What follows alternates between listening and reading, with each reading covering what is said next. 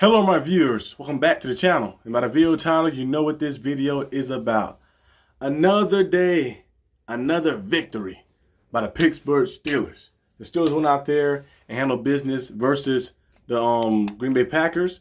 And you know, even though the game was, we left some points out there on the field, on a few spots and a few positions, we still found a way and managed to win the game and control the game. The Steelers lost the lead for about a little bit when the Packers took the field goal, went up 19-17, but you never had the feel or like the sense that the Steelers was going to lose control of the game. They went out there and played very well and running the ball. Like my dream is coming true, seeing Jalen Warren, Najee Harris out there running the football, getting a lot of carries, almost close to 40 carries, and going out there and just running the football effectively and hard and strong and tiring out opposing defenses. We've seen 84 rushing yards from Najee and a rushing touchdown, I believe on 16 or 17 of carries. And then you see Jalen Warren, he had 16 or 17 as well. And you see him, he has 101 rushing yards and a rushing touchdown as well. These guys are feeding off of each other very well. They're going out there and just creating and wreaking havoc of opposing defenses. And we're finally getting that 1-2 punch and finally playing that Steelers football we wanted to play, having the 1-2 punch of guys in Jalen Warren and Najee Harris. And it's amazing to see. And the way the defense go out there and play. Now, today they didn't play the best. They had the 2 turnovers when in crucial situations where they needed it. Had a turnover with Patrick Peterson made 2 crucial plays in the game. He was one of the player of the games for me with the big pass breakup that led to an interception. You know, they tried to throw the jump ball to Christian Watson on the outside, and Patrick Peterson tipped it up and then tipped it to his teammate, and Keanu Neal, and picked it off. And then early in the game, he had a PAT block that kind of comes back to help you out a lot, because the Packers had that PAT, they only down by 3 and made it kick the field goal and wait for overtime. But this time they had to go for the touchdown, try to win, and it kind of like changed with their plans and their game plan and their strategy going into the drive as well. So that was a big-time plays by Patrick Peterson, the 8-time Pro Bowler, 5-time All-Pro player as well, you know, future Hall of Fame cornerback. Seeing him the past 2 games kind of get into his own and playing better football was nice to see. But another thing I like, too, that I saw as well was just the O-line. The O-line, of course, in the pass blocking, you know, it's a few times some pass rushers got in a little bit on Kenny as well, but the run blocking has been amazing.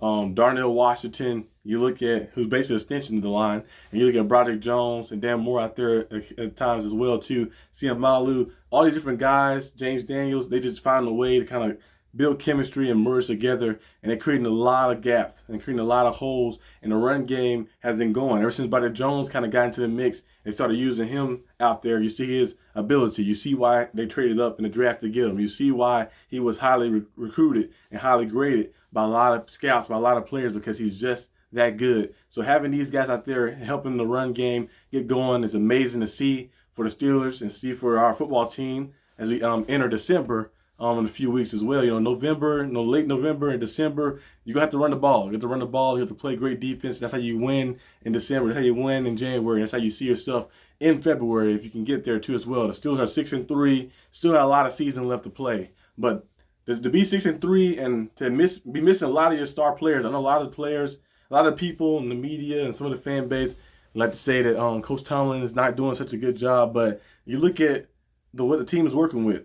And I have to say the Steelers doing bad in general too, are not a really good team. We look at the Steelers working with. Pat Freiermuth went down. Mr. Johnson went down week 1. He came back, the past few games, but he went down in week 1.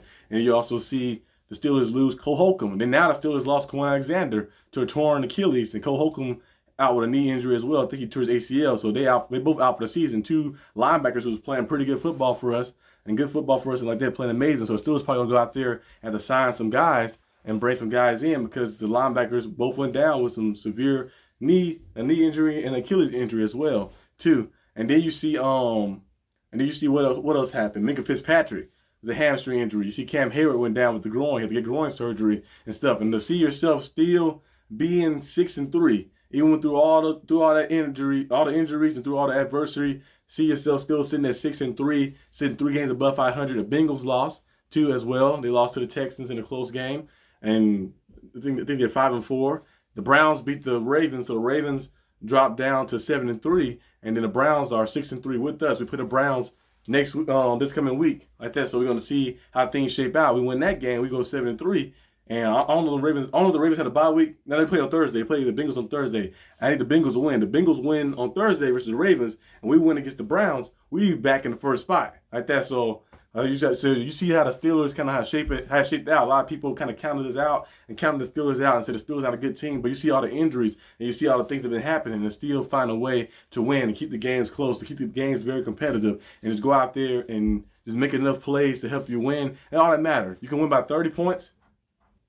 Or you win by 3 points. At the end of the day, it's still going to be the same result. And that's a win. So the Steelers find a way to get it done. And I'm liking what I'm seeing from the team.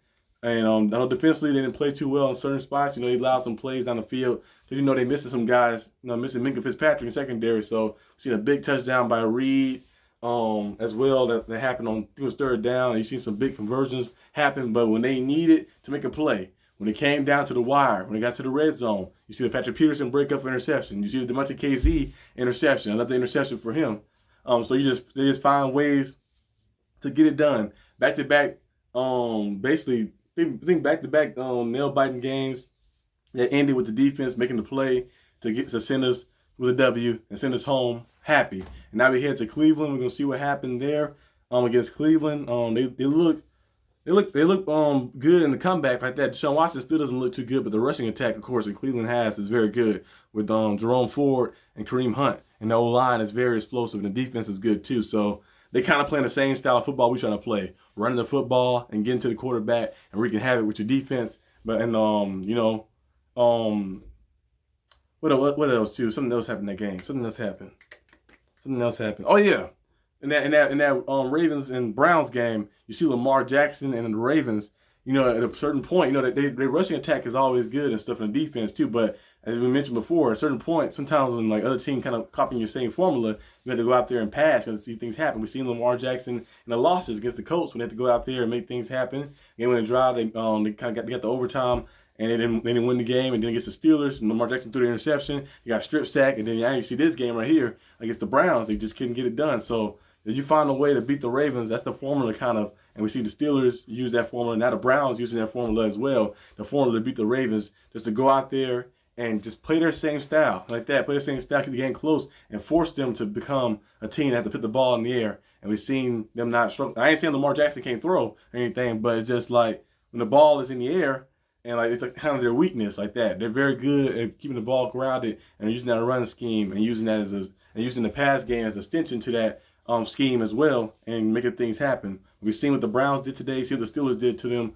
I know they had some drops in the Steelers game as well, but you see the Steelers did in the crucial situation. Lamar threw an interception. He threw a touchdown. No one cared about the drops, right? So he threw an interception. Then he got strip sacked as well. So no one cared about that when you see, you know, about the drops. If you go out there and make those plays. So can't use that kind of as an excuse too much.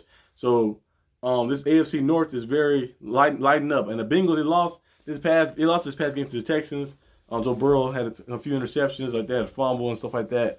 But I think the Bengals are still a very dangerous team to beat. So we're going to see how we play against the Browns. And then we got the Bengals, the Browns and Bengals back-to-back games. If we can find a way to win both of these games, man, it's going to put our team on a different scale. Hopefully Minkah Fitzpatrick is back next this coming game right here, so we can have him in our secondary to improve the secondary up a lot as well. But I'm loving what I'm seeing from the team. The team is playing very exciting, very explosive, and I can't wait to see what we have in store. We're 6-3, a lot of season left, and hopefully we can, you know, finish off real hot and get to the playoffs and, you know, win a playoff game and see ourselves, you know, somewhere deep in the playoff and deep playoff run. But we're going to take a game at a time. So we're 6-3 right now. We're trying to go ahead and move and beat the Browns to improve to 7-3. So let's see what we got. But that's all I got for the video today, guys. Hope you guys enjoyed this video. If you did, leave a like and subscribe. And also comment down below what you're most excited about from this team so far, what you've seen so far, and what can be improved. Of course, the passing game can be improved a lot. Kenny Pickett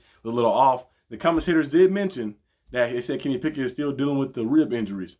I was wondering why he's not really running. Because I want to see Kenny Pickett run a lot more because I'm like, he got the legs. We've seen last year he was able to run a lot more. He scored 5 rushing touchdowns last year, I think. 4 or 5 rushing touchdowns. So I want to see him run the ball a lot more. But they said, oh, Kenny Pickett, even with the bad ribs and all, they said just because he's out here doesn't mean he's healthy.